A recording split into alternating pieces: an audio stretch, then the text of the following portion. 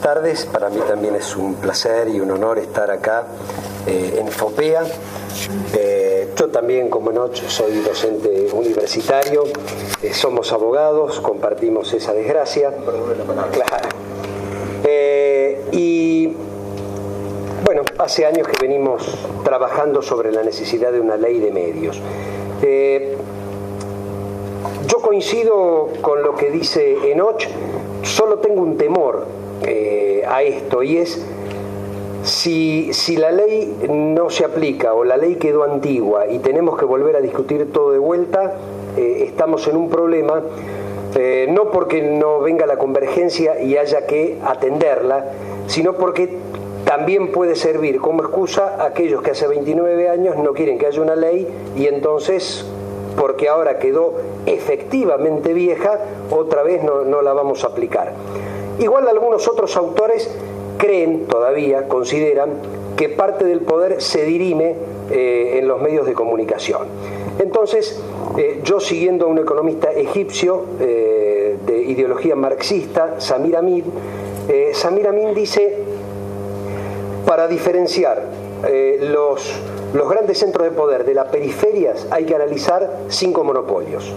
El monopolio de las armas de destrucción masiva, el monopolio de las tecnologías, el monopolio de los flujos financieros, el monopolio de los recursos naturales, que si alguien no lo tiene pero tiene las armas de destrucción masiva lo puede tener, y el monopolio de la palabra. Es decir, para este economista el monopolio de la palabra es uno de los 5 monopolios que conforman la definición del poder real. Entonces, digamos, democratizar la palabra y disolver los monopolios o las posiciones dominantes tiene que ver con la democratización del poder en una democracia, aunque suene redundante. Y me parece que es importante saber que si durante 26 años la democracia no pudo sancionar una ley de medios y hace 3 años que estamos viendo de qué manera la instrumentamos, no se trata de una simple ley, que estamos discutiendo realmente uno de los elementos esenciales de la conformación del poder real, acá y en cualquier parte del mundo. Por otro lado, es cierto que hay cuestiones que van más allá de la utilización del espectro radioeléctrico. Esta ley no solo regula la utilización del espectro radioeléctrico, pero las leyes en el mundo, sobre todo en Estados Unidos y en Canadá, también regulan cosas que no tienen que ver con la utilización del espectro radioeléctrico. Si yo tengo un diario, no puedo tener un canal de televisión en la misma ciudad. Y no tiene que ver con la utilización de un bien finito, sino que tiene que ver con la posición dominante respecto de la opinión pública. Es decir, no solo se regula esta materia por la utilización del espectro, sino que se regula esta materia porque la posición dominante respecto de la opinión pública puede poner en juego la libertad de expresión. Entonces, hechas estas aclaraciones, yo quiero decir que desde el primer reglamento de radiodifusión en 1934, incluyendo los 2 decretos leyes de las últimas 2 dictaduras militares en 1972 y 1980, esos decretos leyes ponían límites a los monopolios. Ninguna de las regulaciones hasta el año 2009 fue democrática.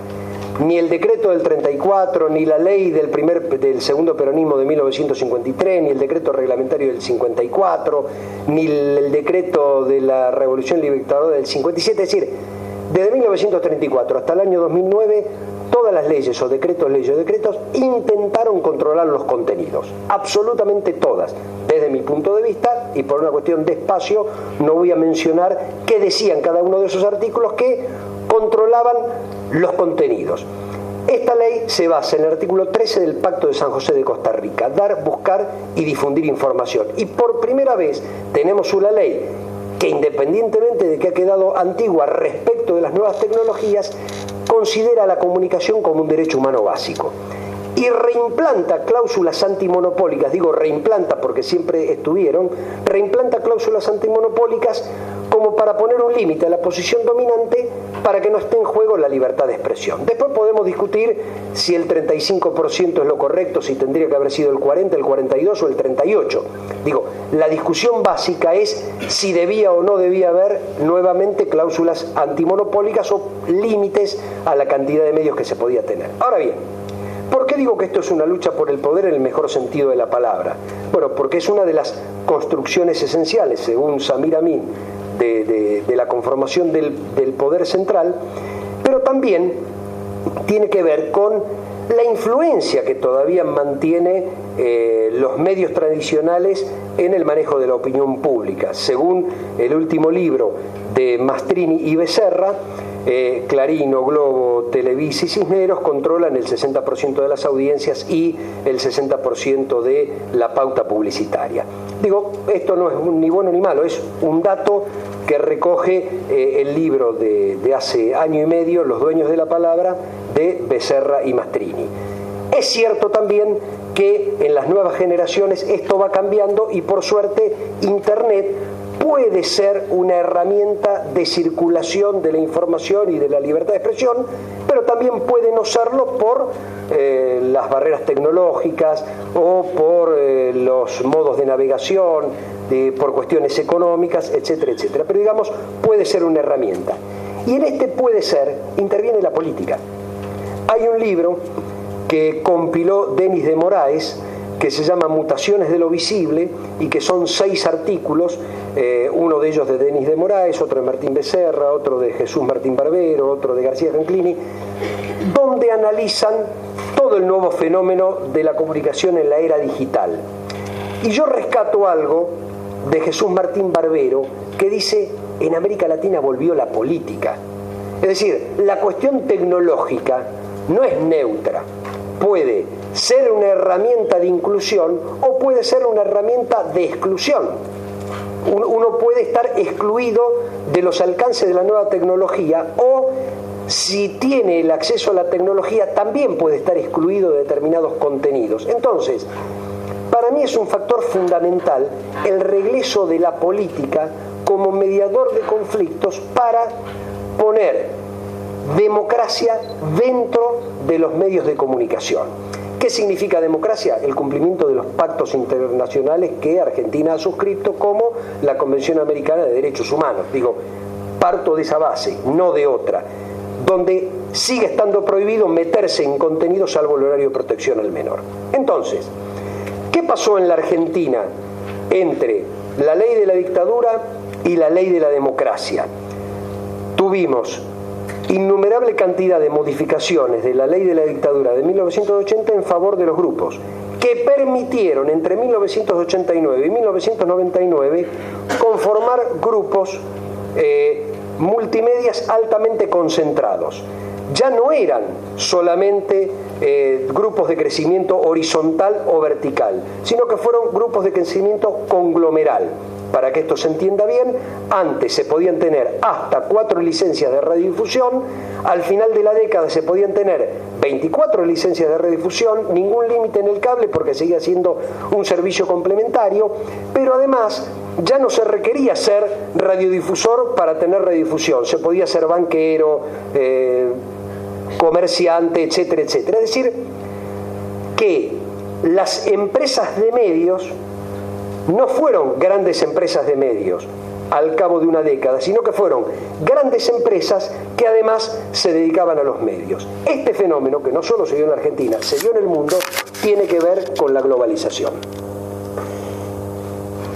En 1976, producida la crisis del petróleo, el capitalismo, que basaba su proceso de acumulación y ahorro en el modelo productivo, al aumentar el barril de petróleo, trasladó el modelo de acumulación capitalista del sistema productivo al sistema financiero. Para eso necesitó el desarrollo de una herramienta tecnológica, que fue Internet, que se había desarrollado en la década del 40 y del 50 en Estados Unidos al servicio del aparato industrial militar, y que ahora va a pasar a desarrollarse en beneficio del sistema financiero internacional.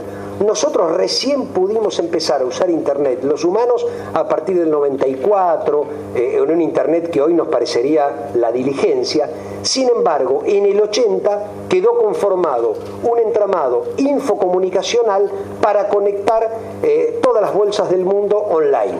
Es decir que el nuevo sistema capitalista necesitaba una herramienta tecnológica para poder desarrollarse en base al sistema financiero. Esto después para poder entrar en el mundo necesitaba también de herramientas comunicacionales, por eso digo infocomunicacionales. Entonces fueron los Murdoch en Europa y Doña Rosa en la Argentina. Todavía de gran influencia, se decía hay que achicar el Estado para agrandar la nación, hay que vender los ferrocarriles, esto, lo otro, lo que Gramsci llamaba el consenso hegemónico. Una minoría impone por consenso, utilizando medios de comunicación a la mayoría, un pensamiento. Todo esto termina cerrando en el año 1999 en la Argentina con cambios de una ley que ponía a Romay como el zar de la televisión porque tenía 3 canales. 10 años después, Romay no existía, no solo había tenido que vender los canales, sino que uno podía tener lo que quisiera e incluso, como en el caso de Telefónica o el grupo